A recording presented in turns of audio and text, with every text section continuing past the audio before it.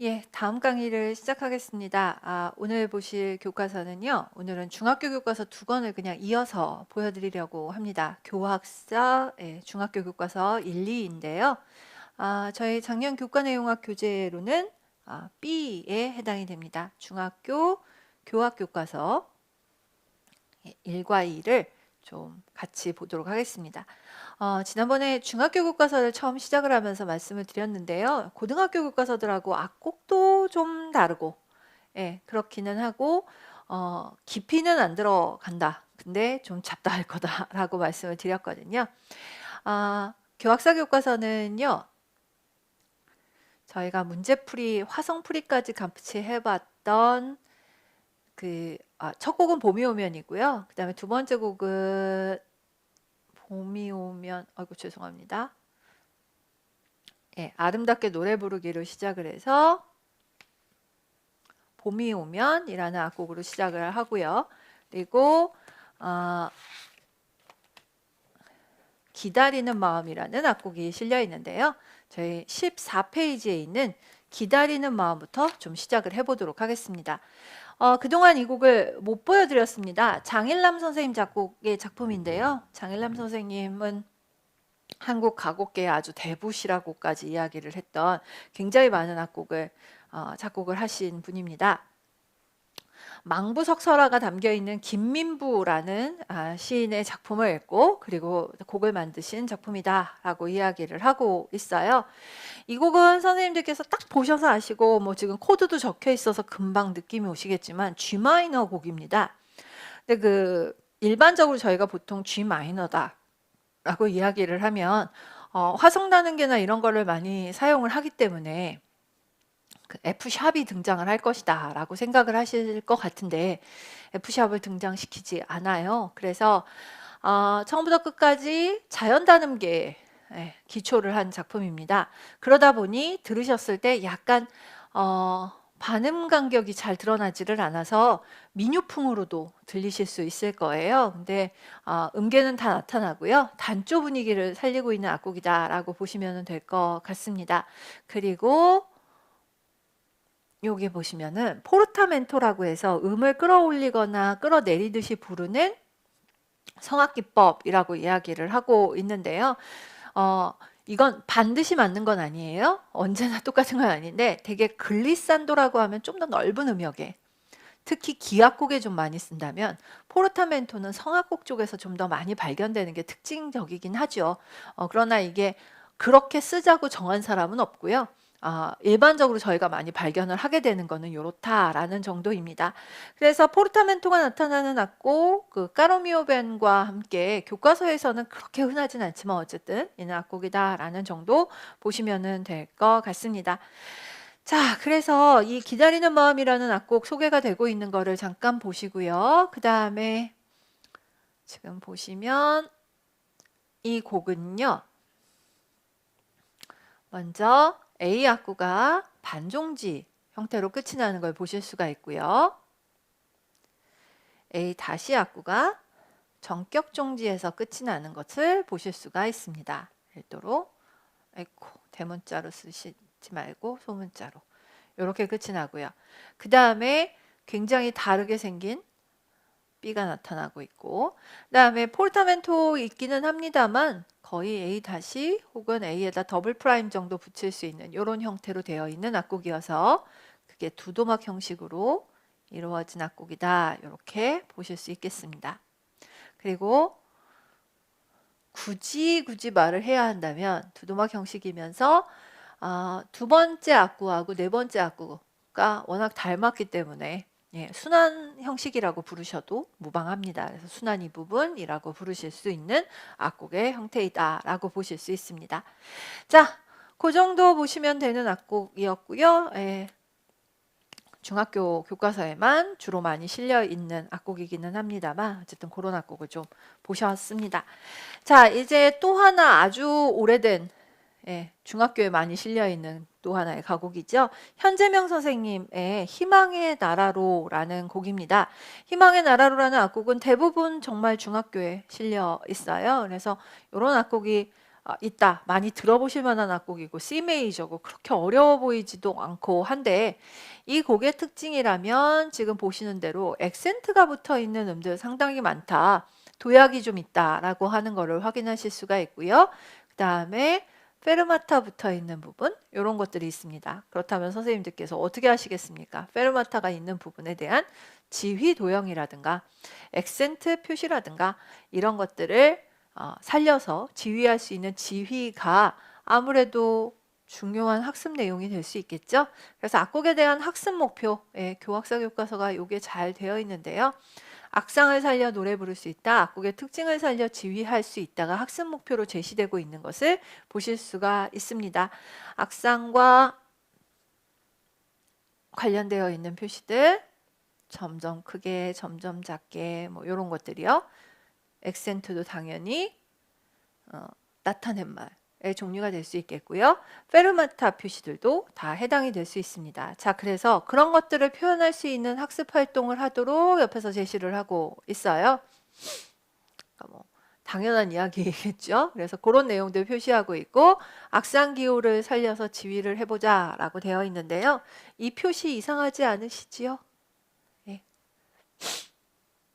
이렇게 동작을 점점 크게 하는 과정에서 지휘자가 느려지면 안 되는 건 당연한 이야기고요. 큰 동작을 유지를 하면서 음악을 표현을 할 수 있다라고 하는 것도 나오고 있고 액센트를 표시하기 위해서 액센트가 들어간 박들에 조금 더 강세를 주면서 지휘한다라는 것들도 팁처럼 제시를 하고 있습니다. 그래서 그 정도 나오는 것이 이 곡과 관련되어서 드릴 말씀이다 라고 보시면 되겠습니다. 별로 뭐 어려운 곡은 아니고요. 이런 내용들을 짚어볼 수 있겠다라는 정도입니다. 자, 그 다음에 선생님들 보실 악곡은요. 멘델스존의 작품인데요. 노래의 날개 위에 라고 되어 있는 악곡입니다. 하이네의 시에다가 가락을 붙인 악곡이고요. 지금 교과서 악곡은 보시다시피 2부 합창곡의 형태로 주었습니다. 그래서 2부 합창곡으로 되어 있는 악곡이다 라고 해서 그 학습 목표도 2부 합창을 해보자 뭐 할 수 있다 하는 형태로 준 것을 보실 수가 있을 겁니다. 또 목가춤마디 형태로 되어 있고 8분의 6박자의 악곡이다 라는 정도 있습니다. 제가 오늘 드릴 말씀은 요건데요. 끝부분입니다. 악곡이 F 메이저이기 때문에 저희가 요거 있는 거랑 요거 가지고만도 얼마든지 화성 분석이 가능합니다. 이건 1도가 될 거고요. C7 코드는 5도에 7이 될 거예요. 그 다음에 G 마이너가 나왔는데요. G 마이너는 F 메이저의 2도에 해당이 되는 화음이지요. 됐죠? 2도입니다. 벌써 딱 보셔도 중계 화음을 지나 딸림 예비 화음을 지나 딸림 화음으로 갔다가 1도로 가는구나 라고 하는 거를 금방 보실 수가 있거든요. 근데 바로 그 앞에 F샵 디미니쉬로 되어 있는 요 화음 이야기를 해야 되겠습니다. 선생님들 지금 코드 이름은 F샵 디미니쉬로 되어 있습니다. F샵 디미니쉬면 하나, 둘, 셋, 넷, 다섯 됐죠? F샵 라, 도 이렇게 되면 F샵 디미니시 즉 F샵에 의한 감화음이 됩니다. F샵 감화음이 이 조에서 어떤 화음이냐라고 이야기를 한다면 간단한데요. 2도의 감7이면 됩니다. 문제는 그게 아니고요. 선생님들 지금 악보에 보시면 F샵도 있지만 미플랫이 있거든요. 이 미플랫을 살려서 코드 이름을 적는 게 어떨까 싶어요. 여기다가 미플랫을 만약에 얹어주게 된다면 얘는요 그냥 F샵 디미니시에서 그치면은 좀 섭섭할 것 같고요. F샵 디미니시 7까지 적어주시면 좋겠습니다. 그래야 제가 여기다 이렇게 적고 코드 이름을 적기가 좋겠죠. 이미 미플랫 음이 나와 있고 이 미플랫 음이 의미를 가지려면 F샵 디미니시 7으로 쓰고 그리고 화성 분석은 요 정도 했으면 좋겠습니다. 그냥 문제에다 드릴까 어쩔까 하다가 뭐 그럴 필요도 별로 없을 것 같다라는 생각이 들어서 이렇게 한번 보여드려 봤습니다. 자, 그래서 노래의 날개 위에라는 악곡이 지금 소개가 되고 있고요. 옆에 보리수, 이보다 더 어려운 보리수도 보셨고 했기 때문에 이거는 그냥 넘어가도록 하겠습니다. 태산이 높다 하되 또다시 가락선 악보로 나와서요. 제가 가락선 악보는 좀 피하고 있는 중이라고 말씀을 드렸으니까 그건 그냥 감안해서 좀 봐주셨으면 좋겠습니다. 자, 이제 선생님들께서 좀 보셨을 만한 악곡들을 빼면서 지금 다시 찾아보실 만한 악곡을 좀 보여드린다면요. 29페이지 좀 펴보셨으면 좋겠습니다. 28페이지에는 내가 좋아하는 것들, My Favorite Things라고 하는 악곡이 들어있습니다. 사운드 뮤직에 나온 뮤지컬 영화, 뮤지컬 사운드 오브 뮤직에 나와 있는 아주 유명한 내가 좋아하는 것들이라는 악곡이 왼쪽 페이지에 소개가 됐는데 이 곡은 이미 교과서반 거의 초반에 한번 보여드렸기 때문에 말씀 안 드려도 될 것 같고요. 이 곡도 그렇게 굳이 뭐 말을 해야 될 정도인가 라고 하실지 모르겠는데 그래도요. 한번 보여드리고 자 원곡의 느낌을 살려 우리말과 원어로 부를 수 있다. 여러 노래를 활용하여 작은 공연을 발표할 수 있다. 라고 이야기가 나오고 있는데요. 도레미송 때문에 보시자는 건 아니에요. 도레미송 자체야 뭐 그냥 너무 잘 아시는 곡이고요. 지금 학습 목표 첫 번째가 원곡의 느낌을 살려 우리말과 원어로 부를 수 있다. 라고 이야기를 하고 있는데요. 첫 번째 나오는 이 영어가 도는 뭐 여자 사슴, 암컷 사슴, 레는 햇빛, 미는 나 자신을 부를 때, 파는 저기 멀리 갔을 때 라는 식의 영어식 표현이 지금 좀 사용이 되고 있는 것을 보실 수가 있어요. 그래서 이걸 원어로 불러보자까지는 지금 무리일 수 있겠지만 어쨌든 학습 목표 첫 번째는 그런 것으로 지금 주었고요. 두 번째 학습 목표가 여러 노래를 활용해서 작은 공연을 발표할 수 있다는데 아까 주크박스 뮤지컬이 잠깐 있었거든요. 그러니까 기존에 있었던 악곡들을 모아서 공연을 한번 만들어 보자 라고 이야기를 하면서 사운드 오브 뮤직의 노래들을 활용해서 작은 공연을 발표해 보자가 이 교과서에 지금 제시하고 있는 더 나아가기 활동이에요. 그래서 자 이렇게까지 교재 없으셔도 그냥 잠깐 봐주시면 별로 어렵진 않으니까요. 역할 배역 정하고 핵심 장면을 선정하고 줄거리에 맞게 가사를 바꾸어서 친구들 앞에서 발표하고 서로를 평가한다 이렇게 되어 있어요. 어울리는 악곡을 골라라, 핵심 장면을 선정해라, 가사를 바꾸자 라고 이야기를 하다 보니 아이들은 굉장히 다양한 능력들, 그러니까 딱 노래를 부르는 능력 외에 다양한 능력들이 필요하겠죠. 그래서 지금 교과서에 이거와 관련된 역량을 주고 있는데 창의 융합사고 역량을 하나 제안을 하고 있다라는 거 오늘 요거 보여드리려고 도레미송을 붙잡고 이야기를 하는 것입니다. 그래서 교과서 여기저기에 지금 필요한 악곡들의 역량을 연계시켜 놓은 교과서가 교학사 교과서여서 근데 교과서들마다 약간 이 역량 이야기가 어떨 때는 공감이 가고 어떨 때는 공감이 가지 않아요. 공감이 가지 않을 적에는 글쎄 선생님들이 뭐 잘못 생각하시는 건 아닐 거고요. 모두가 다 이렇게 딱 떨어진다라는 느낌은 잘 못 받거든요. 그러니까 그건 너무 걱정하지 마시고요. 어쨌든 지금 보시면 공감을 얻으실 만하죠. 이러이러한 활동을 한다면 상당히 창의적이고 융합적인 사고가 가능하겠다라는 생각이 드실 것 같아서 한번 소개를 해 보았습니다. 자, 그리고 나면 뭐 다른 교과서들하고 거의 비슷한 내지는 보셨던 민요들이랑 뭐 진도아리랑 같은 악곡들이 한참 소개가 되고 있어요. 그래서 좀 뛰어 넘어갈 겁니다. 46페이지요. 좀 멀리 가죠. 자, 44페이지요.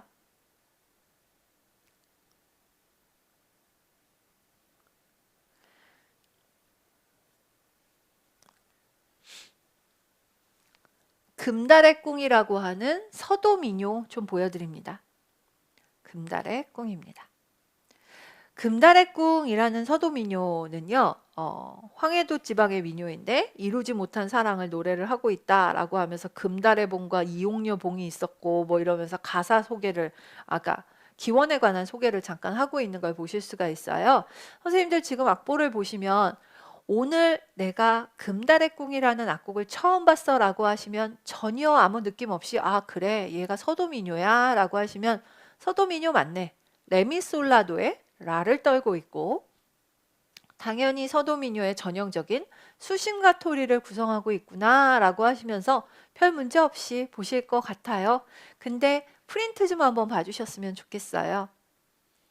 저 오늘 선생님들께 드린 프린트에 지금 첫 번째 페이지 왼쪽 악보하고 오른쪽 악보는요, 교과서 범위 안에 그동안 실려 있었던 금달의 궁 악보입니다.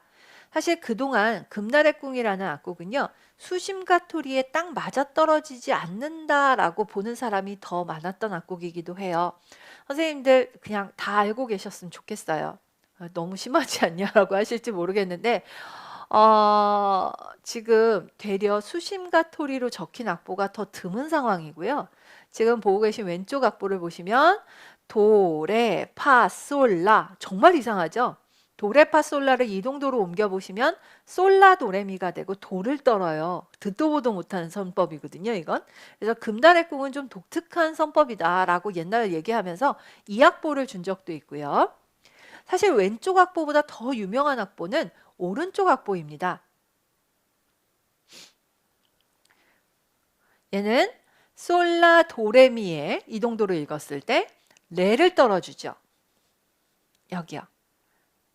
아니 어떻게 똑같은 교과서에 있는 악곡인데도 불구하고 교과서에 실려있는 악곡이 하나는 파를 떨고 하나는 솔을 떨고 이동도로 옮기면 하나는 도를 떨고 하나는 레를 떨고 어떻게 이렇게 되지? 라고 하시면 지금 이 곡들이 선생님들 보고 계신 교과서 악보까지 세 가지 아닙니까? 금달의 궁이. 근데 이 세 가지 악보가 실제로 교과서들에 다 있는 악보들이었다라는 거예요. 그래서 선법의 중간음을 떤다는 데 있어서는 모두가 다 공통적이긴 하지만 완벽한 수신과 토리로 보는 교과서, 지금 보시는 교과서, 교학서 교과서 같은 교과서도 있고요. 그 다음에 수신과 토리도 남봉과 토리도 아닌 요런 형태. 수신과 토리도 남봉과 토리도 아닌 요런 형태로 그래도 지금 오른쪽에서 보시는 악보는 제일 낮은 음보다 5도 위를 떠는 곡으로 준 적도 있고요. 그 다음에 4도 위를 떠는 요런 악곡으로 준 적도 있다라고 하는 거를 귀찮으셔도 한번 좀 같이 봐주셨으면 좋겠습니다. 그래서 금달의 궁 악보는 이 세 가지가 모두 다 나타날 수 있다. 또 한번 봐주셨으면 좋겠고요. 뿐만이 아닙니다. 교과서에 있는 금달의 궁은 장단이 중중몰이 장단으로 되어 있는 것을 보실 수가 있을 거예요. 그리고 왼쪽 프린트 악보에는 세마치 장단을 제한을 하고 있고요. 오른쪽 악보에서는 중몰이 장단입니다. 장단 3개, 음계 3개. 난감하시죠? 그런데 교과서 수준에서 이렇습니다. 금달의 궁은 사실은 수심가나 몽금포 타령 같은 악곡이나 뱃따라기, 잦은 뱃따라기 같은 악곡들에 비해서는 좀 중요도랄까 내지는 수심가 토리를 대표하는 악곡이랄까에서 좀 벗어난 악곡이에요. 지금 내용으로는 이루지 못한 사랑을 노래했다라고 이야기를 하는데 약간 유희요, 그러니까 아이들의 놀이 같은 음악이었다라고 분류되기도 해요. 그래서 많이 알려지지 않은 악곡이기 때문에 상대적으로 전승이 되면서 좀 다양한 선법이 소개가 되고 있다라고 말하고 있기도 합니다. 오늘 기왕 보셨으니까 이렇기도 하고 저렇기도 하더라라고 보시면 될 것 같습니다. 여기에 어떤 특별한 규칙을 엄격하게 적용하기보다는 봤어 정도로 넘어가시면 될 것 같습니다. 저희는 시험을 보는 사람들이고 시험을 출제하시는 분들께서 이걸 모르실 리는 없을 테니까 내실 때는 어떻게든 저희가 충분히 감안하고 답을 낼 수 있게 주시겠죠. 자, 그래서 고민하시지 말고 그냥 너무 독특해서 되려 더 잘 기억도 나실 수 있을 거예요. 그러니까 한번 확인하시면 되겠습니다. 46페이지 좀 보겠습니다. 46페이지는요. 세계의 민요 아시아라고 해서 나왔는데요. 다른 교과서보다 갑자기 이 교과서를 보여드리는 이유는 자, 페이지 출처는 확인을 하셨죠? 우리가 보통 아시아의 음악이라고 하면 중국, 일본을 먼저 떠올리시기가 쉬운데 중국, 일본뿐만이 아니라 아시아 지역이라고 하면 중국 중심의 동아시아도 있고 동남아시아도 있고 또 인도 같은 남아시아 음악이나 아랍, 터키 중심의 아라비아 음악들도 있고 이슬람 음악들도 있다라고 이야기를 하고요. 이런 음악들이 구전으로 많이 전승되었다라는 이야기하고 있습니다. 그러면서 악기들 소개도 좀 하고 있어요.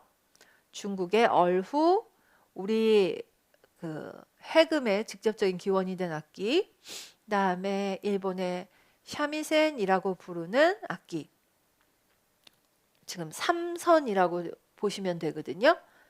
줄과 함께 3개가 있는 악기입니다. 그래서 이 악기, 그 다음에 인도의 시타르라고 부르는 악기, 그리고 베트남의 단버우라고 부르는 악기, 그리고 인도네시아의 가물란이라고 부르는 악기가 있는데, 이거 다 합쳐서 제일 중요한 게 있다면 가물란이에요. 단연코 가물란입니다. 전에도 말씀드렸듯이 여러 개의 타악기를 가지고 서양 사람들한테 미니멀 뮤직이라고 하는 것을 힌트를 줬다라고까지 알려지는 악곡이죠. 악기 편성이죠. 그래서 이 음악은 연주가 시작이 되면 거의 비슷한 선율이 아주 오랫동안 반복되는 게 특징이거든요. 그래서 이런 음악도 있다라고 해서요. 봐주시면 될 것 같습니다. 자, 그리고 나면 옆에 페이지에 모리화 있는데 너무 많이 봤으니까 모리화는 좀 넘어가고요. 선생님들 사쿠라 좀 봐주셨으면 좋겠어요.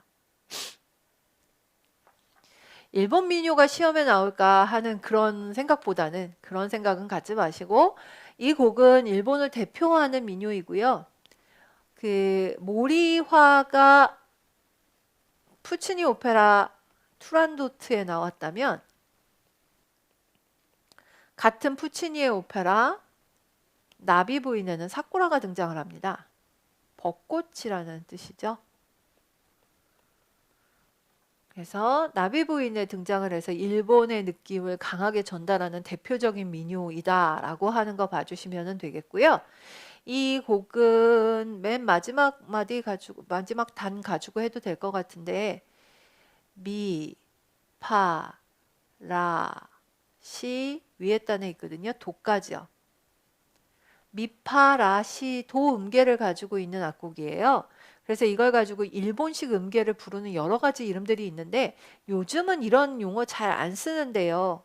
혹시라도 보시게 될까봐 양하고 이야기했을 때 양음계, 음음계 이렇게 말을 할 때 음음계라고 말을 해요. 이게 미파라 시도에 미파도 반음, 시도도 반음해서 그 반음이 많이 섞여 있다라는 뜻으로 쓰는데요. 사실 이 표현은 요즘 일본에서 안 쓰는 표현이에요. 양음계, 음음계라고 하는 말은요. 그래서 선생님도 혹시 양음계, 음음계 찾으시면은요, 우리나라 그 옛날 학자들이 한 50년대, 60년대 쓰고 멎은 용어거든요. 그러니까 나와 있거든. 아, 그런 말이 있다 정도는 보셔도 좋겠고요. 일본 음계 굉장히 복잡하기 때문에 사실 중고등학교 수준에서의 아이들한테 지도할 만하진 않아요.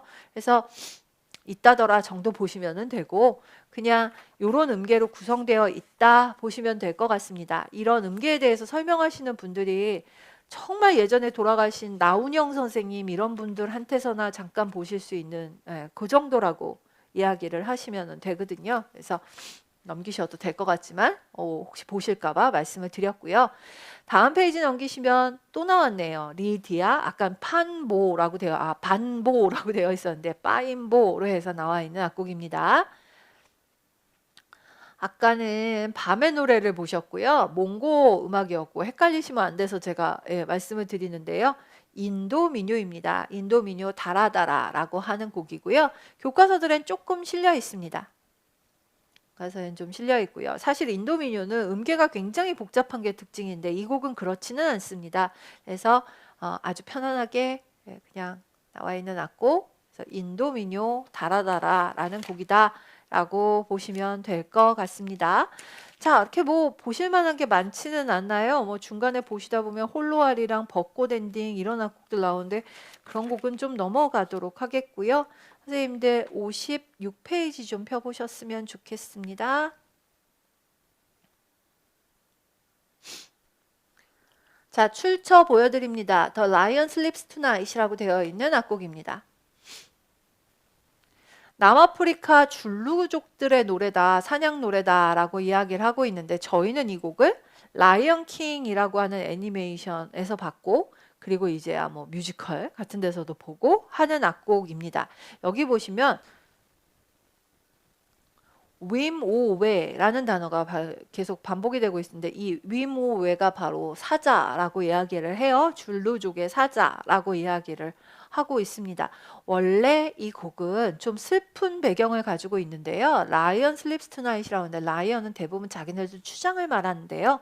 그래서 추장이 죽었다라는 말을 참아 못해서 오늘 밤 사자는 자고 있다는 추장이 주무신다라는 뜻인데 사실은 죽었다라는 뜻이고요. 그래서 외부로부터 침입이 들어와서 어쩔 수 없이 이렇게 표현을 할 수밖에 없었던 슬픈 노래에서부터 유래가 된 것이다라고 이야기를 하고 있습니다. 그리고 이런 노래에서부터 이 곡이 나와서 저희는 그냥 애니메이션을 굉장히 흥겹게 그냥 봤죠. 그런데 그런 그 배경이 있는 악곡이다라고 이야기를 하고 있습니다.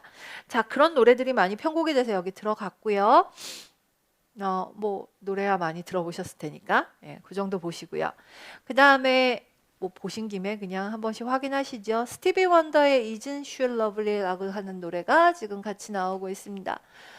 왜 외국 노래를 정확한 발음으로 노래 부를 수 있다 이런 게 이렇게 학습 목표로 많이 나오는지 모르겠습니다. 스티비 원더는 아시는 대로 앞을 못 보는 굉장히 유명한 뮤지션이고요. 자기 딸이 태어났는데 그 자기 딸이 사랑스럽지 않느냐라는 노래를 부르고 있는 굉장히 뭉클한 노래이기도 하죠. 자, 얘도 한번 들어보시면 될 것 같습니다. 어쨌든 교과서에 있어서 이런 악곡도 있습니다 라는 정도이지 뭐 심각하게 여기서 분석을 하거나 해서 보여드릴 것은 별로 없겠습니다. 자, 그 다음에 그 다음 단원이 뭐냐면은요, 저희 보셨던 기타, 우크렐레 뭐 이런 것들이 리코더 하는 것들이 한참 나옵니다. 그래서 보신 거니까 저도 여긴 좀 넘어가고요. 70페이지요.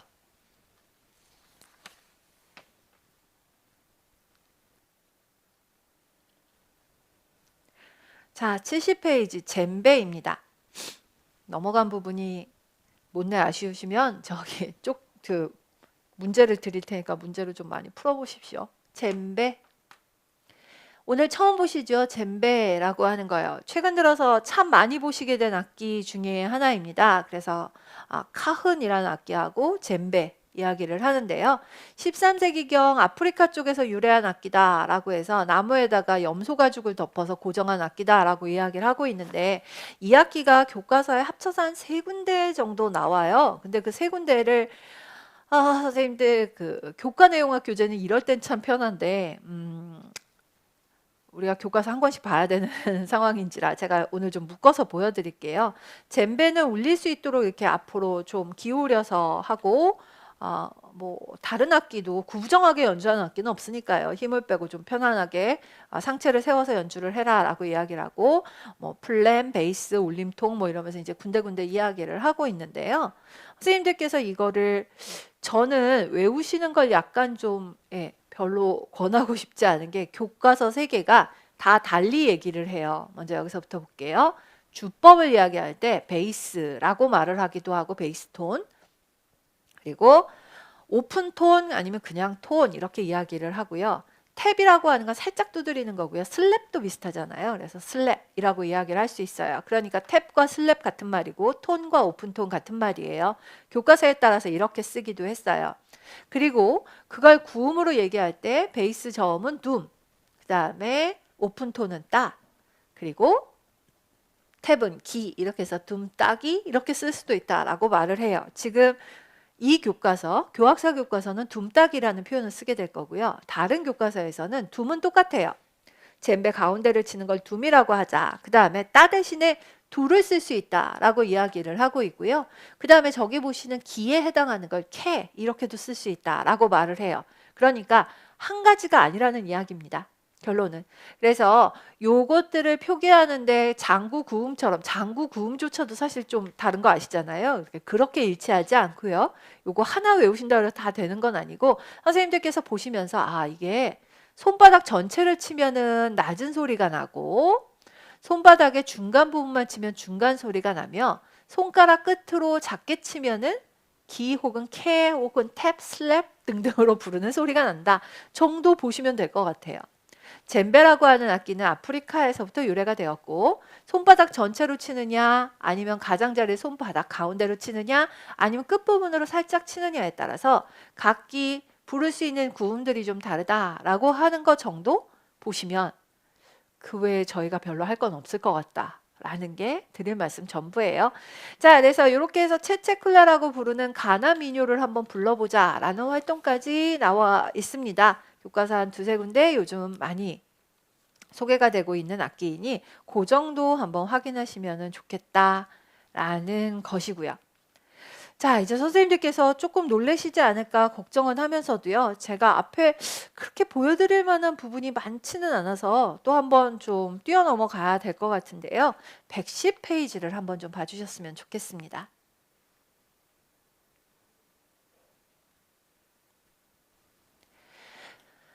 교과 내용학 교재 가신 선생님들께서는 이 페이지 보시면서 조금 어떡하지 하실지 모르겠는데 비발디 사계가 교과서에 너무 많으니까 여기저기 찾으면서 확인하셔도 되고요. 저희 교재는 가을부터 드렸어요. 가을부터 드렸는데 왜냐하면 봄, 여름에 중복악보가 너무 많아가지고 이 중복악보를 다 보고 가시는 게 좀 현실적으로 불가능해 보여서 그러시지 않았으면 좋겠다라는 생각에서 이렇게 했습니다. 자, 왼쪽부터 보시면은요. 비발디 사계가 소개가 되고 있어요. 그래서 비발디 사계라고 하는 협주곡이다라고 이야기를 했는데 한동안 사계를 합주곡이라고 굉장히 많이 소개를 했었거든요. 근데 바이올린 협주곡이다 이렇게 그냥 나오고 있어서 합주협주곡이냐 독주협주곡이냐에 대한 논란에서 일단 벗어나려고 하는 것 같은 느낌이 듭니다. 자, 그냥 바이올린 협주곡이다 라고 나온 이 정도 표현이 사실은 상당히 합리적인 표현이거든요. 그래서 악곡에 대한 소개가 나오고 있는 걸 보실 수가 있고요. 그 다음에 봄의 일악장에 유명한 선율 2개 소개하고 있고 그 다음에 여름의 1악장하고 3악장 소개하고 있는 거 보실 수 있고요. 가을은 역시 1악장이죠. 아주 유명한. 그러니까 봄의 1악장만큼이나 유명하게 가을 1악장이잖아요. 정말 많이 연주가 되는. 그래서 보시고 3악장도 많이 들어보신 빠바 완빰 빠바 완빰 해갖고 나오는 이것도 보실 수 있고요.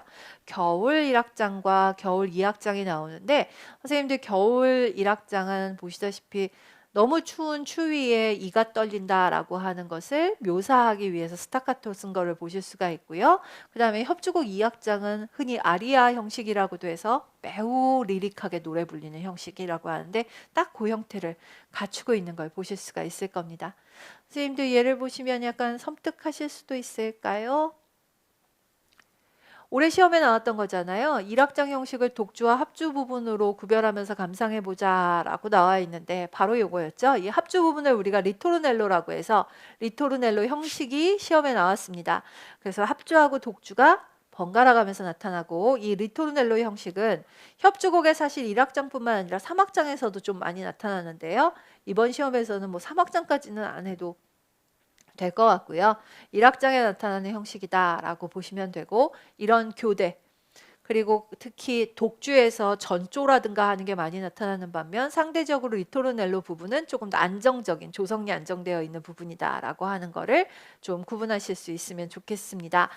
자, 그래서 임용시험하고 아주 똑같이 나온 건 아니고 여기 답이 있지는 않지만 어쨌든 이런 부분을 착안을 해서 문제를 주고 있다라는 것도 한번 보실 수 있을 것 같습니다. 자, 그래서 요게 나오고요. 또 바로크는 뭐 메시아나 이런 거 워낙 많이 보신 악곡이 나오고 있어서 좀 넘어갈 거고요. 자, 앞에 교과서에서는 베토벤 대공이라고 하는 악곡이 나왔었어요. 피아노 3중주 대공이요. 근데 여기는 하이든의 집시가 소개가 되고 있습니다. 의도한 건 아닌데요. 어떻게 하다 보니 하루 같은 날 녹화하는 날 이렇게도 겹치게 되는데요. 베토벤의 피아노 트리오 4악장의 론도 형식을 보여드렸고 오늘 또 하이든 집시 3악장의 론도 형식을 보고 계십니다. 그래서 론도의 형태가 잠깐 소개가 되고 있는데요. 피아노 3중주 집시 중에 3악장이고요. 여기 보시면 주제라고 하고 부주제라고 되어 있는데 선생님들 이게 교과서 표현이긴 하고 근데 저희는 조금 많이 쓰는 표현으로 좀 바꿔볼까요? 이걸 저희는 보통 refrain이라고 이야기를 하죠. 혹은 refrain이라고 이야기를 하고요. 흔히 저희가 A 이렇게 표시를 하는 거고요. 부주제라고 이야기를 하면 저희는 에피소드라고 이야기를 하고 이게 먼저 나왔다면 B 이렇게 표현을 할 것이고요. 똑같은 부주제 에피소드 C 이렇게 표현을 하게 되겠죠. 자, 그러면 이렇게 해서 각 부분이 나타나는 것을 확인을 하실 수가 있습니다. 론도의 특징은 한 부분이 나오고 다른 부분이 나올 때 대개 여기서 종지를 한번 하고 끝이 나고요. 약간의 뭐 링크적인 선율이 나타날 수는 있습니다만 론도는 각 부분이 종지를 갖고 있다라고 하는 게 가장 중요한 특징 중에 하나입니다. 그리고 또 하나는 조성이 좀 대조를 이루는 것을 들 수 있는데요. 지금 여기서도 바로 확인이 가능할 것 같은데 이건 G 메이저일 것 같고요. 그 다음에 여긴 G 마이너일 것 같고요. 그리고 이것도 마찬가지로 G 마이너 선율로 보시는 게 좋겠습니다. 자, 그래서 이런 형태로 나타나고 있는 관계조의 그 에피소드를 갖는 형식을 우리가 론도라고 이야기하는데 전형적인 론도 형식이 되지 않을까 싶습니다. 자, 그러면서 론도 형식의 다른 곡을 한번 찾아보자 라고 하고 선생님들께 두 곡을 지금 소개를 하고 있는데 두 곡이 다 꽤 의미가 있는 곡들이죠. 밑에 있는 작은 밤의 음악은 아이네 클라인의 나우트 무지크 세레나데 13번이고요. 이 4악장도 역시 론도 형식이고 베토벤의 비창 소나타 3악장 저희가 흔히 베토벤 바이러스라고 그냥 이렇게 많이 구어체로 부르는 바로 그 곡도 론도 형식인데 이 곡은 론도와 소나타 형식이 결합된 론도 소나타라고 불러서 론도는 론도인데 소나타 형식이 일부 좀 가미되어 있는 그런 형식이다라고 이야기를 할 수 있습니다. 그래서 그런 악곡도 같이 소개가 되고 있습니다. 자, 유일하게 이 교과서에서만 보실 수 있는 하이든의 집시를 좀 보셨습니다. 그 다음 곡은요. 모차르트 클라리넷 협주곡 622번인데요. 모차르트의 작품 중에 정말 후기 중에 후기인 작품이라고 할 수 있는 악곡입니다. 이 곡은 사실은 1악장보다 2악장이 더 유명합니다. 뭐야? 굉장히 많은 영화에 어떤 그 삽입곡 이런 형태로도 사용이 되어서요. 이미 그런 형태로도 많이 알려진 악곡이기도 하다라고 이야기를 하고요. 협주곡의 2악장, 교향곡의 2악장 모두 아리아다 이렇게 이야기를 할 때는 매우 선율적인 멜로디가 있다라고 그냥 구어체적으로 말할 때 쓰는 말이기도 한데요. 이것도 그런 형식이다라고 보실 수 있습니다. 자, 거기에 1악장까지 주었습니다. 그래서 모차르트의 마지막 협주곡이고 유일한 클라리넷 협주곡이다라고 이야기를 하면서 소개한 것을 한번 확인하실 수가 있을 것 같습니다. 자, 그 다음에 베토벤 9번 합창교향곡 소개되고 있는 걸 보실 수가 있을 텐데요. 베토벤의 9번 합창교향곡 소개에 나와 있는 환희의 송가에 대한 이야기가 잠깐 나오고 있는 것을 보실 수가 있고요. 1악장과 4악장의 연주 형태를 비교하며 감상해보자 라고 이야기를 하면서 1악장을 소개했는데 선생님들 이 선율을 봤다라고 하시면 네, 4악장에서 1악장의 주요 선율을 좀 소개하는 부분이 있기 때문에 이거 4악장 아니야? 라고 하신다면 예, 4악장에도 등장을 하는 선율 맞습니다. 그래서 1악장은 기악곡으로 되어 있고 4악장으로 넘어가면 지금 보신 것처럼 합창이 나타난다라는 이야기를 하기 위해 역시 중1 교과서다 보니까 중학교 1번 교과서다 보니까 뭐 그 정도 이야기가 잠깐 나올 뿐입니다. 그리고 4악장의 합창 밑으로 쉴러의 시 가사의 의미를 생각해보자라는 활동을 달아서 환희의 송가라는 시를 주었습니다. 선생님들 이 시에서 맨 마지막 줄 모든 사람들은 당신의 날개가 멈추는 곳에서 동포가 된다라고 이야기를 하는데 신 절대자한테 당신의 날개, 그러니까 당신의 품 안에서 이런 뜻이 되고요. 신의 품 안에서 모든 인류가 동포가 된다라는 의미를 갖고 있습니다. 그래서 베토벤의 어떤 그 나름 계몽주의의 영향을 받은 이상적인 세상 뭐 이런 것들을 반영하고 있다 이렇게 말을 하기도 하죠.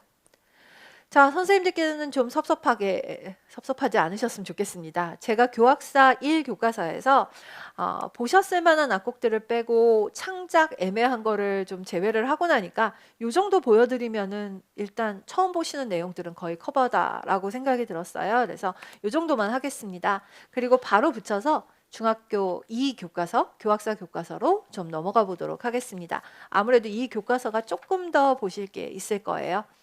자, 이제 이 교과서를 좀 보여드릴게요. 자, 이제 중학교 2 교학사 교과서 마찬가지로 B번으로 표시가 될 거거든요. 그래서 같이 좀 보도록 하겠습니다. 앞부분, 교과서 앞부분은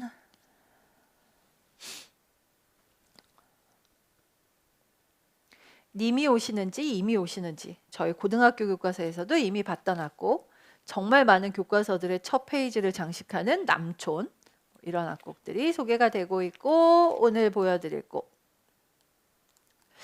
꽤 유명한 우리 가곡인데요. 현재 2015 교과서에서는 이 교과서가 유일하네요. 오늘 김현준 선생님 가곡 앞에서도 하나 보셨는데 김현준 작사 작곡의 무곡입니다. 자, 이 무곡이라는 악곡은 그게 길이가 긴 곡이라고 하기는 어렵고 2부 합창곡으로 되어 있는데 윗선율을 그냥 독창으로도 많이 부르는 악곡입니다. 템포디 왈츠라고 되어 있어서 왈츠 빠르기로 이렇게 되어 있는데요. 여기다가 선생님들 이것도 많이 쓰는 거 아시죠? 발스라고 해갖고요. 발스 하면은 이것도 왈츠라는 뜻입니다. 그래서 템포디 발스도 보실 수 있을 거고요. 왈츠 빠르기로 라는 뜻으로 보실 수 있을 겁니다.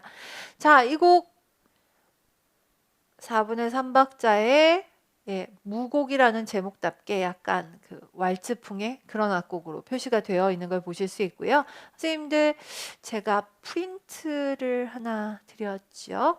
네. 조를 좀 바꾸고 다른 교과서에 실려 있는 악곡으로 해서 이렇게 한번 드려봤습니다. 이렇게 드린 이유는 화성 분석 좀 해보시라고요.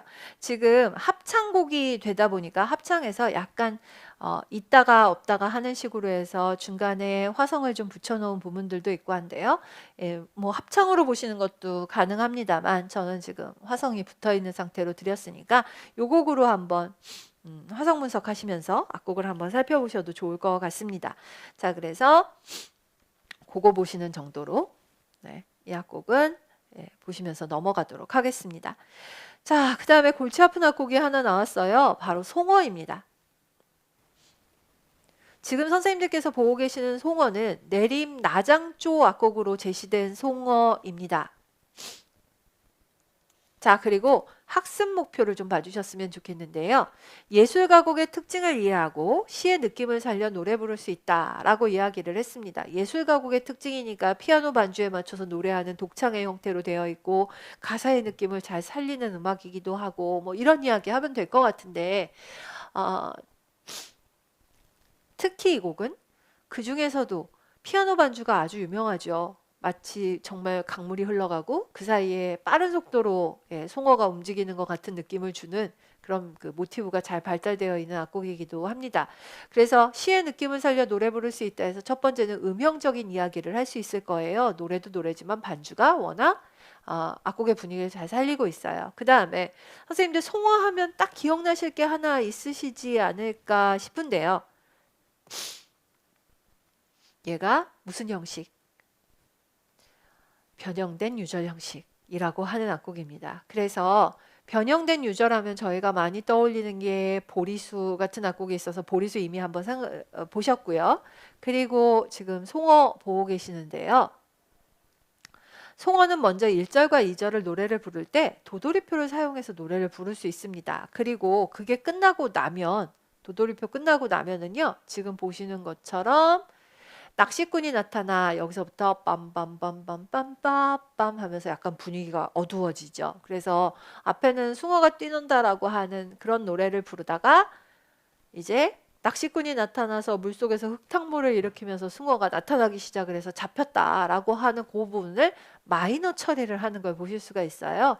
그리고 다시 앞으로 돌아가서 악곡의 그 다시 그 마음이 아프지만 어쨌든 예, 송어가 다시 뭐 그 마음 아프게 나는 그를 보았다. 뭐 이런 이야기를 하는 부분으로 다시 돌아가게 될 거예요. 변형된 유절 형식의 모양을 갖추고 있더라라고 보실 수 있습니다. 자, 그래서 선생님들께서 지금 이 곡이요, 막 달세뇨가 붙고 중간으로 돌아가고 뭐 이러다 보니까 곡의 구성이 정확하게 악보로 잘 안 보이는 것 같아 하실 것 같아서요. 제가 이 악보를 하나 드리려고 합니다.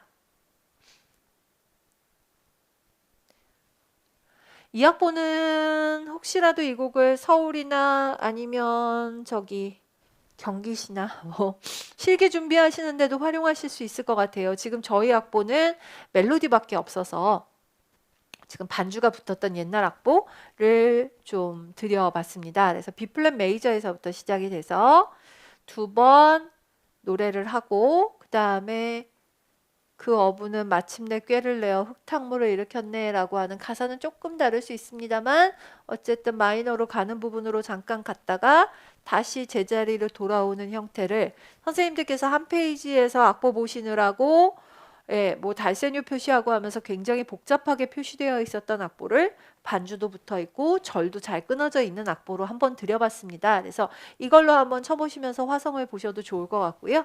제가 화성도 한번 분석하시기 좋게 드려봤습니다. 그리고요.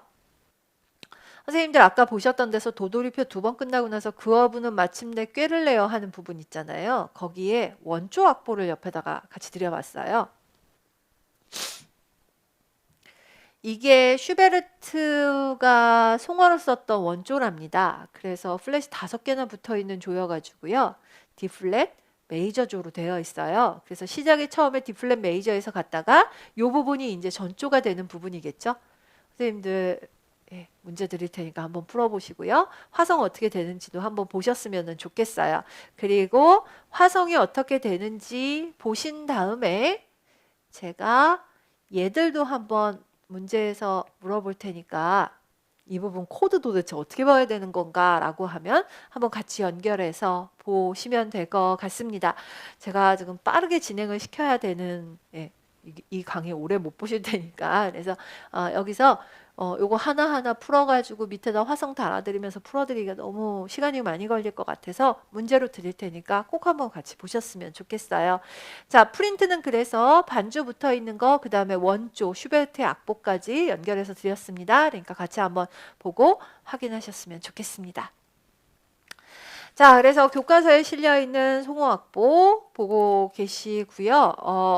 중학교에 실려 있구나 안심하시지 마시고 고등학교에서도 한번 더 보시게 될 겁니다. 그리고 요거는 잠깐 넘겨서만 보여드릴게요. 선생님들 교과 내용학 교재 갖고 계신 분들께서는 뭐 당연히 당연히 찾으실 수 있겠지만 이 송어는요. 송어는 다음 페이지요. 여기 볼게요. 교과서로는 18페이지고요.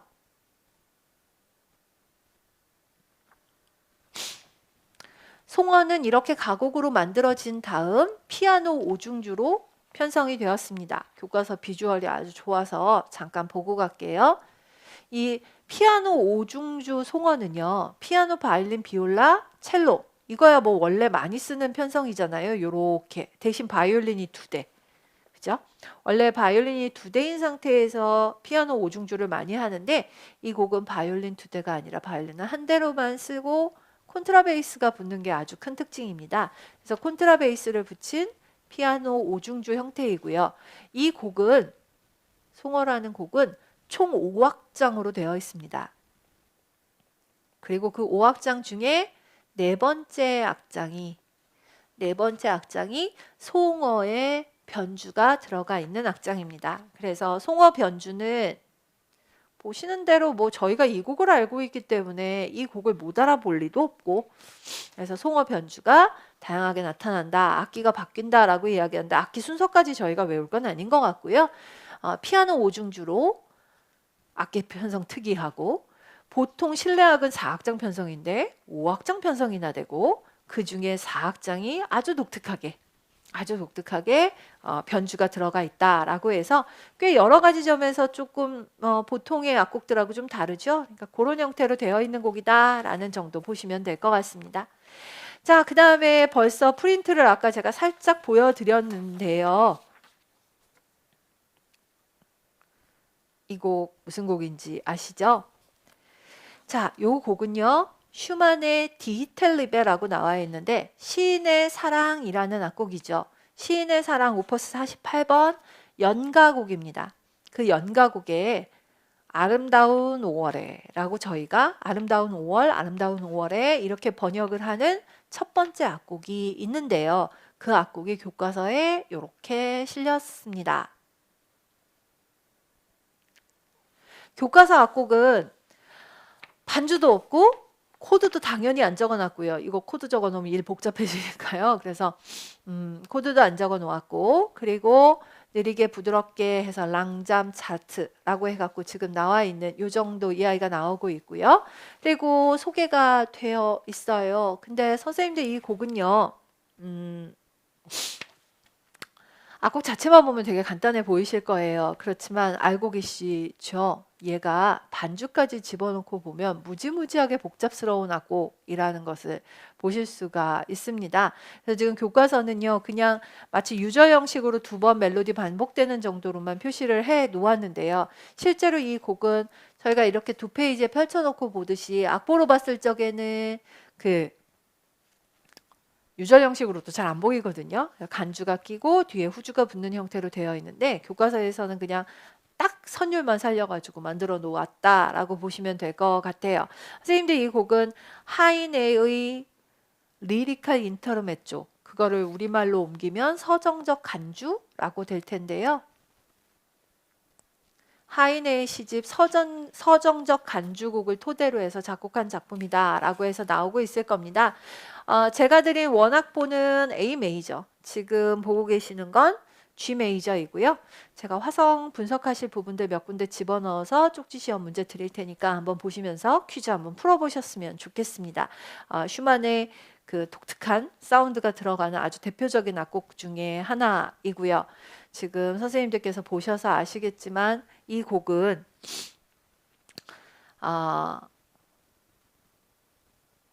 노래는 중간에서 끝이 나는 것처럼 끝이 나버려요. 그래서 피아노가 후주를 하고 다음 곡으로 연결을 시키는 연가곡의 성격이 굉장히 강하기 때문에 종지가 제대로 잘 안 만들어진 것처럼 보이는 게 특징이에요. 그래서 그런 갖가지 특징들을 갖고 있는 악곡입니다.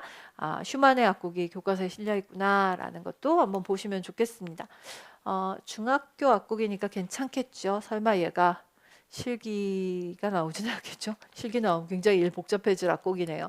자, 그래서 이런 곡이 있다 정도 한번 확인하시고 가면 되겠습니다. 자, 그 다음에 선생님들 오늘은 얘 좀 말씀을 드려야 될 것 같습니다. 제목을 바람은이라고 붙여놨어요. 근데 이 곡 아시다시피 이 곡은요. 우락입니다. 가곡 중에 우락이고요. 첫 가사가 바람은이라고 되어 있는 악곡입니다. 여창이냐 남창이냐부터 여쭤봐야 될 것 같은데 여창 가곡입니다. 그래서 바람은 지동치듯 불고라고 되어 있는데요. 여창 가곡이고요. 속소리라는 말이 나오는데 사실 남창 가곡, 남자가 부르는 가곡일 경우에는 특별히 이런 이야기를 안 해요. 그렇지만 여창 가곡은 높은 음을 약간 가성을 섞어서 노래를 하는 이 속소리가 가장 이 악곡의 음색을 보여주는 중요한 특징이기 때문에 학습 목표로 당연히 첫 번째로 꼽히는 목표 중에 하나일 거예요. 자, 그래서 그런 점에서 일단 말씀을 드려야 되겠고, 그 다음에 혹시 다른 교과서에서 이 악보를 거의 옥타브 위로 적어놨거든. 그 옥타브 위도 그럴 수 있겠다. 왜냐하면 여창가곡의 첫 부분 높여서 노래를 부르기 때문에 속소리로 부른다는 것을 표시를 하는 거구나 라고 보시면 되겠습니다. 제가 우락 자꾸 말씀을 드리는 이유는 이 곡이 우조, 즉 평조의 형태를 가지고 있기 때문인데요. 보시다시피 태 같은 음도 나타나고 있는 것을 보실 수가 있고요. 그 다음에 악보에는 잘 안 보입니다만 여기요. 남도 나타나고요. 그래서 황태, 중임, 남의 형태로 되어 있어서 우조 가곡이라는 것도 확인이 가능하실 겁니다. 그러니까 요런저런 측면들을 좀 한번 같이 좀 확인을 해 주셔야 되는 악곡이고요. 그리고 16박 장단을 가지고 있는 악곡이다라는 것도 하나 봐주셨으면 좋겠습니다. 자, 16박 장단을 가지고 있는 여창 가곡이고 우조의 가락을 가지고 있는 악곡이다. 바람은 지동치듯 불고 라고 하는 가사로 시작을 하는데 어렵지만 바람이 막 불고 이런데 어렵지만 하여튼 나는 님을 기다린다 라는 가사를 가지고 있다 라고 이야기를 하고 있어요. 자, 이거 선생님들 책에도 있고 교재에도 있고 하니까 한번 봐주셨으면 좋겠는데요. 가곡은 총 5장 형식이라고 말하는데요. 이렇게 되어 있죠. 그리고 전주에 해당한다라고도 볼 수 있고 앞에 곡의 후주에 해당한다고 볼 수도 있는 대여음이 붙고요. 그 다음에 중여음도 있고요. 3장하고 4장 사이에. 그리고 뒤에 다시 앞곡의 후주이자 다음 곡의 전주에 해당하는 대여음이 붙는 형태로 되어 있습니다. 그 다음에 지금 선생님들께 가사가 나오는데 바람은 지동치듯 불고 굳은 비는 붙듯이 온다 라고 하는 것은 평시조보다 조금 가사가 많기는 하지만 오케이 그렇게도 볼 수 있겠습니다. 뭐 오케이 뭐 이 정도면 이라고 할 수 있겠는데 3장이 진짜 어마어마하죠. 아까 편락 3장보다는 조금 낮지만 이것도 장단이 이것도 글자 수가 지금 엄청나게 많아요. 그래서 역금 형식이라고 불러도 상관없고요. 예, 역금 형식이라고 불러도 상관없고 뭐 어떤 분은 확대라는 말도 쓰시는데 장단을 조금 더 추가를 해서 노래를 부르는 형태로 되어 있습니다. 원래 초수대업이나 이런 데보다는 장단이 훨씬 더 많이 소요가 돼서요. 이 가사를 노래 부르기 위해서 장단을 더 집어넣어서 노래를 부르게 됩니다. 그래서 장단을 더 집어넣는다라고 해서 틀이 커지니까 확대 이렇게 말하기도 하고 결국 이러거나 저러거나 좀 더 촘촘하게 불러야 된다는 건 똑같으니까 역금 이렇게 말하는 사람들도 있고요. 저희는 교과서에 주로 역금 형식이 교육 과정에도 나와 있기 때문에 역금이라는 말로 통일해서 부르기도 합니다. 선생님들 4장 아시죠? 가곡의 4장은 글자 수가 어떻게 되든 간에 세자만 노래합니다. 가곡의 하이라이트라고 이야기를 할 수 있고요. 그리고 나머지 시조시로 치면 종장의 가사 시조시로 치면 종장의 가사가 5장에 가서 붙는다라고 보시면 되겠습니다.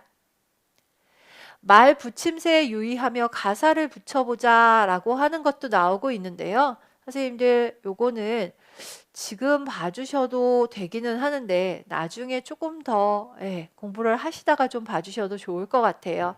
대개의 경우 가곡에서 가사를 붙이는 자리가 처음에 붙이는 자리가 요쯤 되거든요. 근데 이거 그렇게 못 외우실 거는 아니에요. 왜냐하면 기억하실까요? 가곡은요. 16박 장단일 경우에 11대 5로 많이 나누죠. 11대 5로 많이 나누어서 지금 1박하고 12박이 원래도 장구점이 같고요. 1박부터 5박까지가 12박서부터 16박까지에 다시 나타나게 되거든요. 그래서 그걸 기준으로 해서 보시면 1박, 4박, 12박, 15박에 붙는구나 라는 거를 확인하실 수가 있는데 이게 뒤로 가면서 조금 예외가 되는 경우들도 바뀌는 경우들도 있고 하니까 지금 요 정도만 일단 좀 처음엔 기억을 해 놓으셔도 될 것 같습니다. 저희가 11 플러스 5라는 말을 장구점 외우기 좋으라고 드리는 말씀뿐이 아니고요. 보시다시피 이렇게 다양한 자리에서 설명이 된다라고 보실 수 있습니다. 자, 요성하고 퇴성 자리 잠깐 소개를 하고 있는데 오늘 요 정도로 해서 우락이라는 악곡 되게 유명한 곡이고 그리고 교과서에 지금 꽤 중요하게 다루고 있다라는 거 보시면 좋겠습니다. 보셔서 아시겠지만 중학교 1교과서하고 2교과서가 약간 또 레벨이 달라요. 그래서 아까 중학교 교과서 1교과서보다는 훨씬 더 많은 내용이 지금 교재에서 소개가 되고 있는 걸 보실 수 있을 거고요. 자, 이제 한 30페이지 정도까지 좀 넘어가 보겠습니다. 30페이지 좀 한번 보시죠.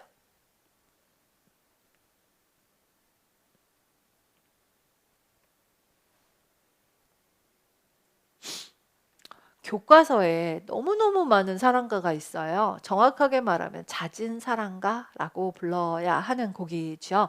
춘향가 중에서 잦은 사랑가라고 하는 악곡입니다. 그러면 긴 사랑가가 있느냐라고 하면 네, 있습니다. 긴 사랑가 진양으로 되어 있는 악곡이 있고요. 지금 보고 계시는 잦은 사랑가는 제가 일반적으로 사랑가라고 많이 부르기는 합니다만 중중몰이 장단으로 되어 있습니다. 선생님들 지금 교과서 출처 보고 계시고요.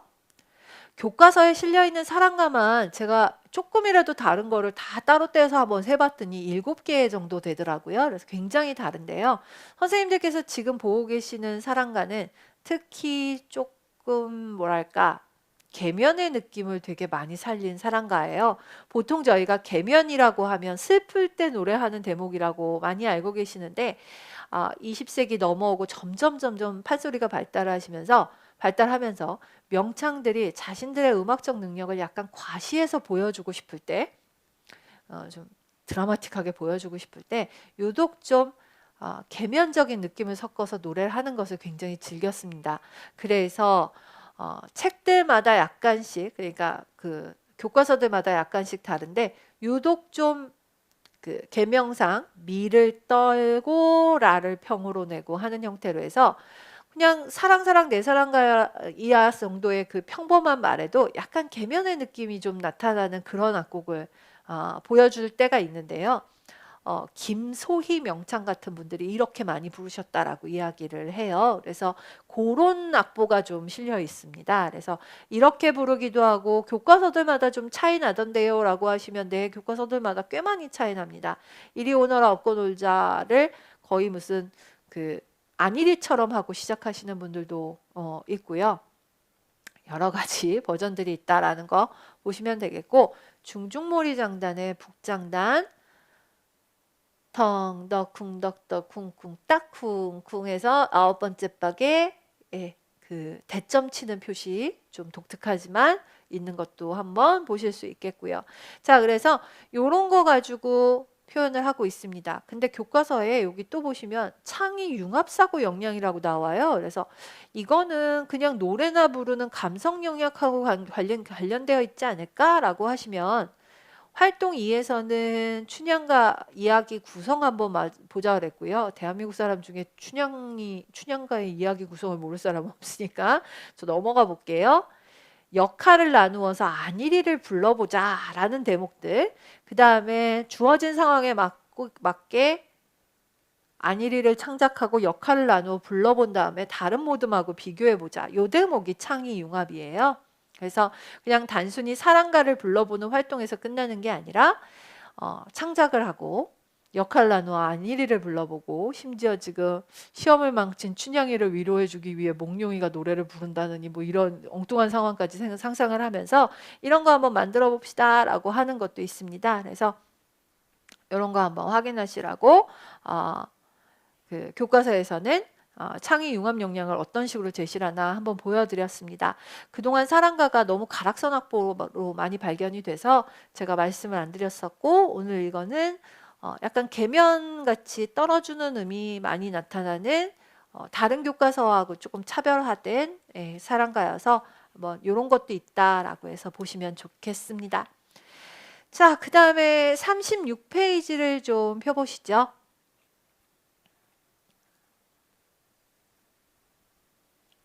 통영개타령이라는 악곡이 드디어 소개가 되고 있습니다. 통영개타령이라고 해서 지금 악곡이 나오고 있는데요. 잦은 타령 장단으로 노래하는 것이라고 해서 소개를 하고 있는 것을 보실 수가 있을 겁니다. 잦은 타령의 형태도 오른쪽에 표시를 하고 있고요. 덩덩덩따 이렇게 해서 나오고 있는, 특히 9번째 박을 아주 강조를 하고 있는 게 이 잦은 타령 장단이죠. 얘가 시험에 나왔죠. 그래서 특히 보시는 대로 개야 하는 부분에 유독 좀 잦은 타령이 많이 사용이 되고 있어서 이런 장단의 형태를 좀 확인하실 수 있다라는 것도 잠깐 소개를 하고 있습니다. 자, 선생님들 이게요. 지금 교과서에 보시면 색깔이 여러 가지로 칠해져 있습니다. 그리고 1, 2, 3, 4 1, 2, 3, 4, 그 다음에 5는 멍멍하고 나오는 것이 나오고 있을 텐데요. 선생님들께 요거는 제가 퀴즈를 위한 숙제로 드릴 겁니다. 말 붙임새에 어울릴 만한 장단을 찾아봐라 라고 하는 거를 한번 확인을 하시면서 보시면 좋겠는데, 거의 지금 뭐 답이 다 나와 있다시피 해서 특별히 뭐 찾으실 거는 없어 보이지만, 특히 개야 개야 하는 부분에서는 당연히 그 지금 5번하고 연결시켜 놓은 장단, 그래서 장단을 찾아서 연결을 해보자 라고 했으니까 선생님들께서도 한번 찾아서 좀 비교를 해보셨으면 좋겠고요. 나중에 퀴즈 문제 보시면서 답 좀 한번 맞춰보셨으면 좋겠어요. 그래서 이런 내용들도 실려있구나 라는 거 한번 보셨으면 좋겠습니다. 자, 그리고 나시면 그 잦은 타령 장단으로 소개를 하는 통영 개타령을 보셨고요. 45페이지 좀 한번 펴보시죠.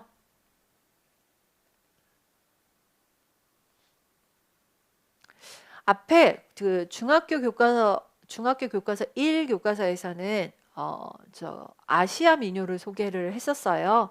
그리고 이제 그 중2 교과서에서는, 중학교 2 교과서에서는 세계의 민요 중에서 유럽 교과서를 주고 유럽 민요를 소개하는 챕터가 시작이 됩니다. 그래서 잠깐 소개가 나오고 있는데, 지금 뭐 안 보셔도 될 만한 내용들이어서 저는 일단 좀 뛰어넘고요.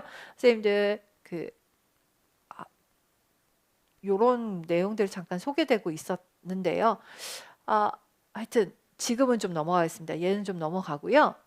얘 좀 봐주셨으면 좋겠어요.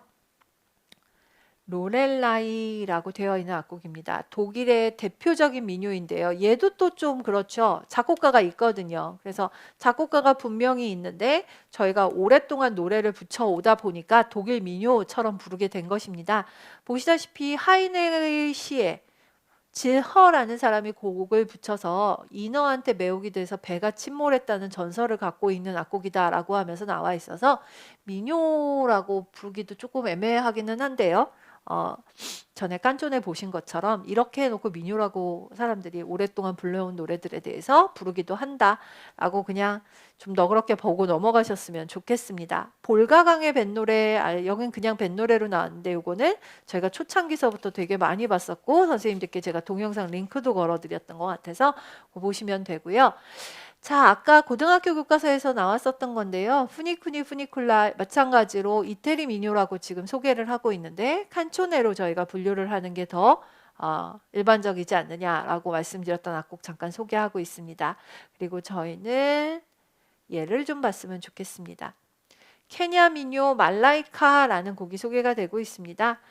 그냥 구애의 노래라고 이야기를 하고 있어요. 그래서 멜로디하고 좀 잠깐 확인하시면 될 것 같습니다.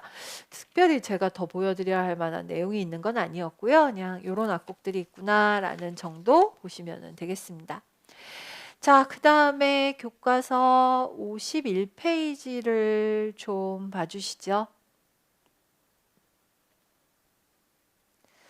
51페이지는 이 곡이고요. 바로 앞에 페이지에는 아까 보셨던 말하는 대로, 아까 보셨던이라고 하니까 놀라시겠군요. 고등학교 지학사에 말하는 대로 악곡이 실려서 그때 제가 뭐라고 말씀을 드렸는고 하니 제법 많다.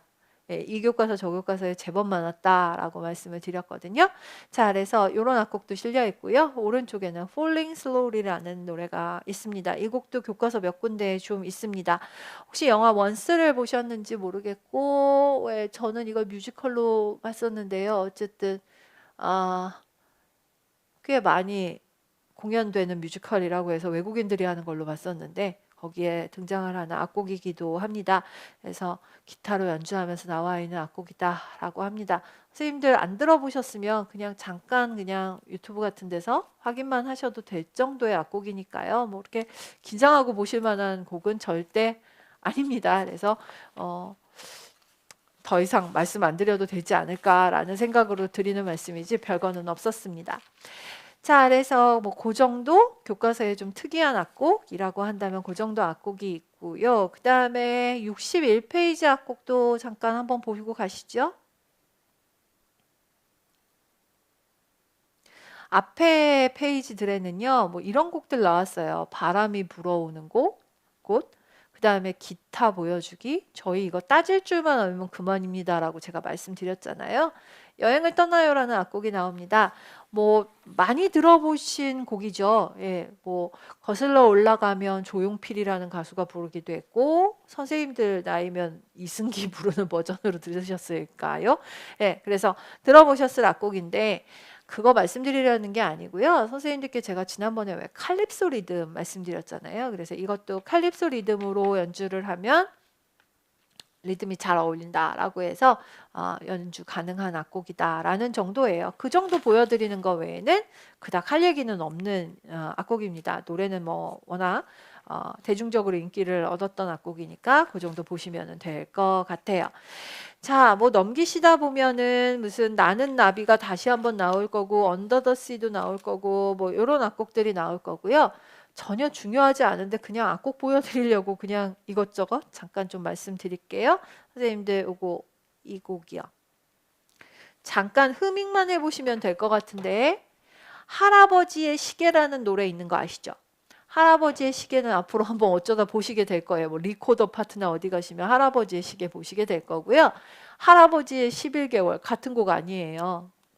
멜로디 한번 흐밍해 보시죠.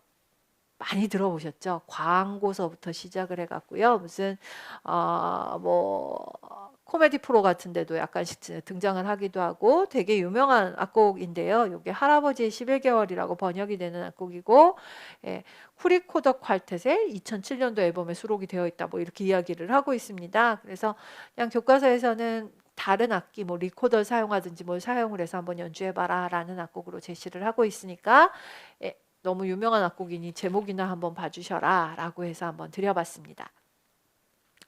자, 그리고 악기 연주 소금, 가야금은 조금 더 모아서 할게요, 선생님들. 예, 좋기는 했는데 뭐 그리고 제주의 왕자 아까 보셨고 제주의 왕자 아까 태평소 선율로 보셨는데요. 오늘은 일단 소금 선율로도 잠깐 나와 있는 거 보실 수 있습니다. 멜로디 정도만 확인하시면 될 것 같고요. 선생님들 얘 좀 한번 봐주십시오. 얘 좀 한번 봐주십시오. 별달거리입니다. 별달거리는 그동안 사물하는데 왜 이렇게 휙휙이라고 하시면서 좀 섭섭하셨을 수도 있는데 별달거리만 띄어서 오늘 좀 말씀을 드릴게요. 저희가 사물 중에서 사물놀이 가락 중에서 공연이 되고 있는 게 웃다리 풍물이 있고 호남 우도가 있고 호남 우도 가락, 웃다리 가락 이렇게 이야기를 하고요. 영남 가락이 있어요. 웃다리 가락에는 뭐 여러 가지가 있기는 있습니다만 짝쇠 같은 게 교과서에 많이 실려 있어서 사물 악기들 중에 꽹가리하고 징을 잡으셨던 분이 조금 더 부드러운 소리가 나는 꽹가리를 잡아서 한참 두 분이 연주하시는 게 유명하다. 뭐 이렇게 이야기를 했었어요. 호남 우도에서는 뭐 오체질굿 이런 게 유명하다라고 이야기를 하고 있고요. 영남 가락은요. 이 두 가지하고 조금 더 차별이 되는 특징이 있다면 영남 가락은 영남 혹은 진주 이쪽인데요. 12차 농악 이렇게도 말을 하는데 아무래도 이쪽 지역은 외적의 침입이 많았다고 이야기를 해요. 그래서 풍물이 농사를 지을 때도 물론 있었습니다만 그 군악처럼도 기능을 했던 것으로 보여요. 그래서 유독 좀 그 영남가락의 첫 악장이 길군악이거든요. 그래서 길군악부터 시작해서 반길군악 이런 이름들이 많이 나오는데요. 군악가락 같은 이름들을 많이 활용을 하고 있습니다. 영남가락은 굉장히 남성적이다라고 사람들이 많이 이야기를 하는데 그 영남가락 중에서도 가장 유명한 것으로 별달거리를 말합니다. 별거리, 달거리 이렇게 이야기를 하기도 하는데요. 이 가락도 재미있지만 특히 이 가락은요. 가락을 연주를 하다가 중간중간에 이런 구호를 외치는 게 특징이에요. 하늘 보고 별을 따고 땅을 보고 농사 짓고 뭐 이렇게 돼 있고요. 나중에는 뭐 우리네를 비춰주네 하는 부분은 거의 환호성을 지르는 것처럼 이렇게 질러지는 부분이기도 하고 해서 그 구호가 등장을 한다는 점에서도 그렇고 그러니까 학교 교과서에서는 이걸 또 활용하는 게 이런 거죠. 이걸 이제 구호를 창작하게 그래서 아이들하고 사물을 치다가 각자 자기네가 만든 구호를 연주해 보는 법, 이런 것들을 동원을 할 수 있기 때문에 요 고를 활용하기에 좋습니다. 기본적으로 선생님들께 좀 드릴 말씀은요. 별달거리는 휘몰이 계통의 장단입니다. 휘몰이 계통의 장단이고요. 그래서 휘몰이를 이체라고도 부르기 때문에 이렇게 쓰실 수 있어요. 선생님들 제가 말하는 방향을 좀 잘 봐주셨으면 좋겠는데 별달거리는 휘몰이고 휘몰이는 이체이기 때문에 별달거리하고 이체하고 같은 말처럼 사용이 될 수는 있습니다. 그런데 아까 말씀드렸던 웃다리 풍물 같은 데서 이체가 있거든요. 그 이체를 별달거리라고 말하는 건 별로 좋지 않습니다. 저희가 보통 떠올리는 별달거리는 구호가 있는 영남가락에 있는 것이죠. 그래야 우리가 이걸 이체다 이렇게 이야기를 하게 되는 건데요. 별달거리는 영남가락에 있는 거고 이 장단의 구조가 휘몰이와 같아서 이체라는 말은 할 수 있습니다. 그러니까 지금 제가 화살표를 긋는 방향으로는 설명이 가능한데 이 역방향은 별로 쓰는 표현이 아니다 라고 보시면 좋겠습니다. 자, 그래서 지금 시작하는 부분에서 겐겐 겐지겐 겐겐 겐지겐 이렇게 되는데요. 선생님들 덩덩덕 쿵따쿵 덩덩덕 쿵따쿵 하고 나왔던 휘몰이 장단을 생각해 보시면 뭐 비슷할 수도 있겠다 라고 보실 수 있을 거예요. 그래서 여기 앞에 보시면 저희가 이 꽹가리 가락도 물론 좋지만 밑에 장구 간다 보시면 덩덕 쿵떡쿵 쿵떡쿵떡 쿵떡쿵 하고 나한테 덩덕 쿵떡쿵 덩덩덕 쿵떡쿵 아까 보셨던 휘몰이 장단 설장구하고 비교해 보시면 죄송합니다. 한 날 녹화를 하다 보니까 제가 자꾸만 이렇게 아까 보셨던이라고 말을 하는데요. 설장구는 지학사 고등학교 교과서에서 봤습니다. 지학사 고등학교 교과서에서 보셨던 휘몰이 장단하고 되게 닮아 있다라는 걸 보실 수 있어요. 그래서 이걸 반복을 해서 치다가 구호를 하고 다시 덩덕쿵떡쿵 하면서 연결을 하고 구호를 하고 연결을 합니다. 교과서 악보는요. 굉장히 간략하게 적혀 있고요. 변화가 별로 없으셔서 사물놀이 힘든 게요. 교과서에 있는 대로 연주를 잘 안 해주세요. 그래서 유튜브 같은 데 찾으셔도 교과서랑 닮은 걸 찾는 게 더 힘들고요. 굉장히 다양한 장단들을 보여주고 계실 거예요. 그래서 이대로 똑같이 가지는 않지만 하여튼 구호를 외치면서 사이사이에 끼는 별달거리다 라고 보시면 됩니다. 이게 영남가락 중에서도 굉장히 유명해서요. 그 사물놀이 중에서도 유명한 애들을 묶어서 삼도가락이라고 해서 거의 갈라같이 가장 유명한 가락을 연결을 할 때도 빠지지 않는 연주곡이죠. 그래서 별달거리는 영남가락 다 소개 안 해도 한번 말씀은 드려야 될 거라고 생각을 해서 오늘 좀 띄워놓고 말씀을 드렸습니다. 자, 그 다음에 전에 보셨던 짝쇠가 잠깐 소개가 되고 있는데 짝쇠는 뭐 악보 보시는 순간 쇠가락 두 개가 움직이는 게 보이시기 때문에 굳이 여기서 말씀 안 드려도 될 것 같습니다. 자, 그리고 나면 또 한참 창작에 대한 이야기들, 음악극 만들기, 랩 음악 만들기 등등등등이 나오고 있어서 좀 중간 부분을 뛰어 넘어가고요. 그리고 좀 보여드려야 될 게 있습니다.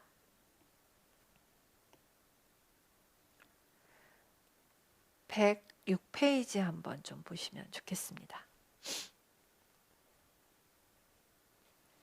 선생님들께서 106페이지 보시면 일단 여기서 찾으시면 되는데요. 교과 내용과 교재하고 똑같지 않을 겁니다. 왜냐하면 저는 이거보다도 훨씬 더 많은 악보가 들어있는 교과서들이 있었기 때문에 그 교과서들을 하고 요걸 좀 빼놨을 거예요. 그래서 선생님들 이거 한번 보시면은요.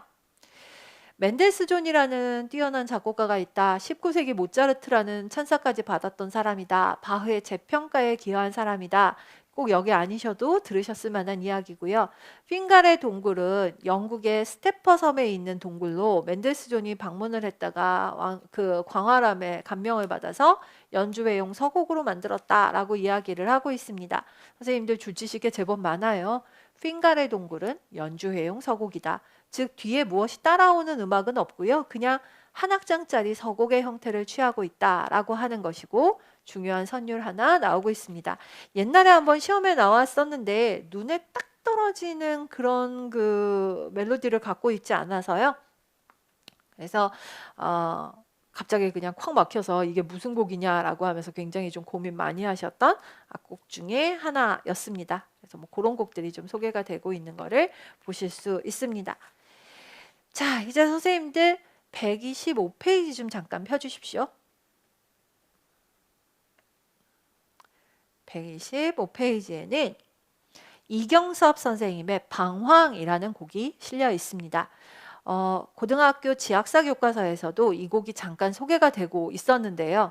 그 교과서보다 중학교 교과서인 얘가 훨씬 더 자세했기 때문에 이 곡으로 좀 이 악보로 좀 소개를 해드리려고 합니다.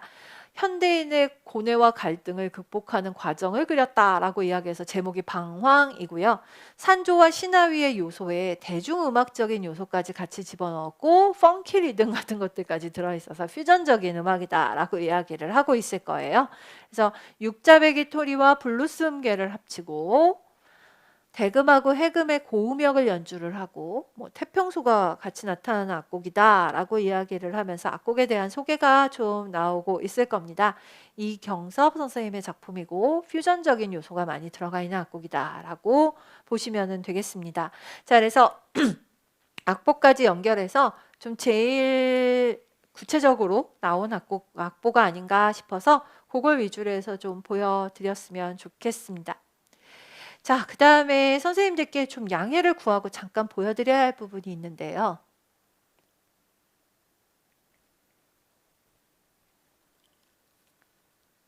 교과서로는 110페이지입니다. 교과서로는 110페이지고 지금 써드린 바와 같이 저희 교과 내용학 교재에는 이 악곡을 제가 따로 이렇게 만들어 놓은 코너가 없었습니다. 그래서 문제를 드리면서 이 곡들을 좀 확인을 하도록 하겠습니다. 죽음의 무도가 이 교과서에 실려 있고요. 제가 악보 드리면서 문제 드리고 문제 맞추시면서 한번 확인하셨으면 좋겠습니다. 자, 그 다음에 시벨리우스의 핀란디아는 다른 교과서에서도 많은 악곡이니까 그때 봐주시면 될 것 같고요. 드뷔시의 바다도 죄송합니다. 드뷔시의 바다도 지금 별도의 페이지는 안 적어 드렸는데요. 이렇게 1, 2, 3곡으로 구성되어 있다라고 하는 거 보실 수 있을 거고요. 그 다음에 쉔베르크의 달에 홀린 피에로 중에 이 교과서에 독특하게도 3곡이 실려 있어요. 멋쟁이라고 지금 번역된 제목이 붙어 있는데요. 이런 것들이 소개가 되어 있습니다. 저희가 교과 내용학 교재를 만드는 과정에서 사실은 좀 빠져가지고 교과 내용학 교재에서는 지금 얘를 실어놓지 못했습니다. 그래서 어떻게 할까 하다가 함부로 제가 이 교과서의 악보들을 가지고 프린트를 만들어 드리거나 하는 건 좀 무리인 것 같아서 그냥 문제풀이 할 때 잠깐씩 인용하면서 조금씩만 보여드리고 집어넣어서 가도록 할게요. 그러니까 같이 좀 봐주시고요. 그 다음에 마법사의 사제, 마법사의 제자라고 하는 작품도 이 교과서에 좀 실려 있었습니다. 그래서 독특한 악곡들이 조금 있었는데 요게 좀 빠진 것 같아서요. 요거는 작년 교재를 가지신 분 선생님들께는 좀 제가 양해를 구해야 될 일이고 그래서 다른 방법을 쓰기보다는 그냥 문풀하면서 잠깐 문제풀이 퀴즈에다가 넣어 드릴 테니까 그때 한번 악보랑 같이 확인하시면서 좀 보셨으면 좋겠습니다. 자, 그래서 그런 부분들을 그냥 문제풀이에다가 제가 좀 맡겨드리는 것으로 죄송하지만 그렇게 하도록 하고요. 이렇게 해서 교학사, 중학교 교과서에서 좀 안 보신 악곡들 좀 보도록 하겠습니다. 저희가 다음 주에는 음악 연주 교과서도 있고 그래서 조금 방향이 틀어질 거라 또 내용이 조금 달라질 것 같은데요. 다음 주에 계속해서 수업 때 뵙도록 하겠습니다. 고생하셨습니다.